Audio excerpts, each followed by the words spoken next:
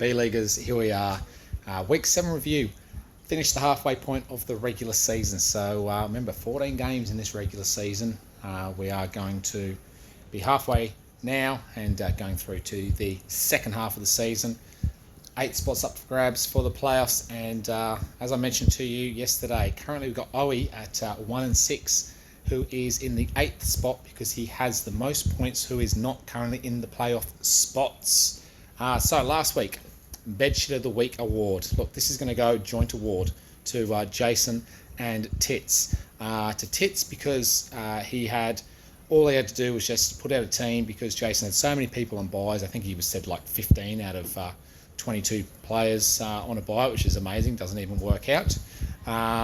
So Tits only had to trot out a team to get some points, and he only put up 114. So a bit of a bed shit there.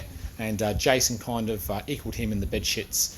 All he needed was, 6 points from Lockett on Monday Night Football, and he ended up with about 2 or 3. So pretty shocking. Changing up views, bed shit. Also put on my sunnies for this part.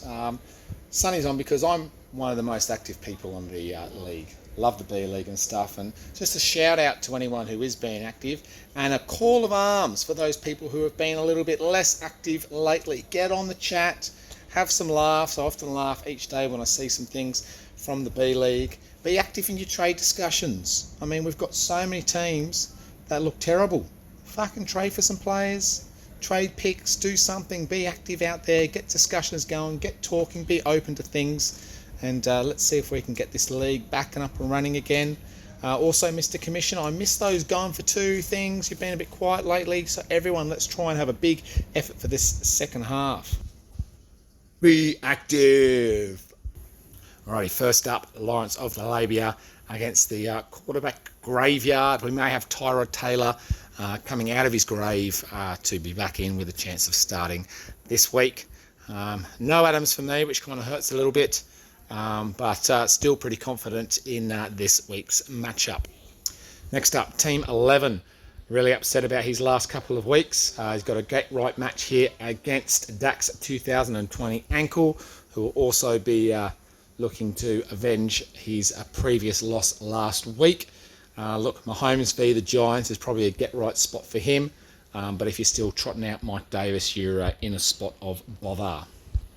Like to Funk Lutz, fluking a bit of a win there last week against Dack Me Off in the Connor, who is top of the South, 6-1.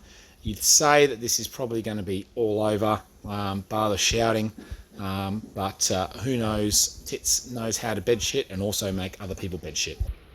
Match of the week. Alrighty, 2023 tanking team against the tanking team. James is in need of a quarterback. This one is the match of the week because this is a future preview of the possible toilet bowl. This could be the decision of who is going to finish as last place and wear that wonderful t-shirt. So I'm sure both boys will be trying to lose this match so they put themselves in a position to win that wonderful t-shirt there. I am going to give Matt the slight favoritism. He knows that he has James's pick, so he knows he can beat him without any remorse. Or any way of needing to manipulate anything there. So I'll give them a slight advantage, but who knows? They've both been trotting out scores of under 100 at times, so who knows how this will go. Double C against the overachiever this time. Another big match. You know, this is probably secondary match of the week, and this could have big implications for where they finish in each division, and who knows? All right, next, Team Burnside. Really appreciate you putting that time and effort into that team name there, Shelley. I'll get onto you a little bit later. Versus Homosexual Tendencies. A 5-2 team versus a 4-3 team in the South. Huge matchup, and that starts with our Friday night game of Aaron Rodgers having to throw to the water boy with everyone else on COVID. This could put Shelley on the back burner there with Cousins playing against Dallas. Feels it in my plums on a 3-game winning streak thanks to Brady and Fournette. Against the Pong Knucklers, 5 losses in a row, I believe, for Owie. However, as I mentioned, in the playoff spots because he has scored so many points so far. So this one's going to be a close game. Flip of a coin, really. Alrighty, finally brings me to Shelley Belly Telly Welly. Mate,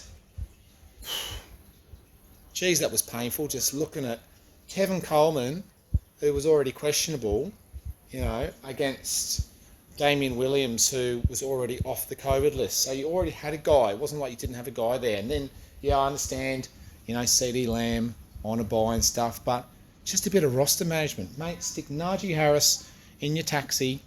Find a returner. Just play a full team, mate. And I think you got what you deserved. Shelley, you have been warned. Put out a full team. All right? Get it fucking sorted. It's not that hard. God, you make me angry. All right, guys. Good luck this week. And I'll see you next week. Looking forward to those videos from Alex and Owie. Always hilarious, always entertaining. And remember, be active. Get some trade offers going, get some talks going, and let's have a good rest of the season.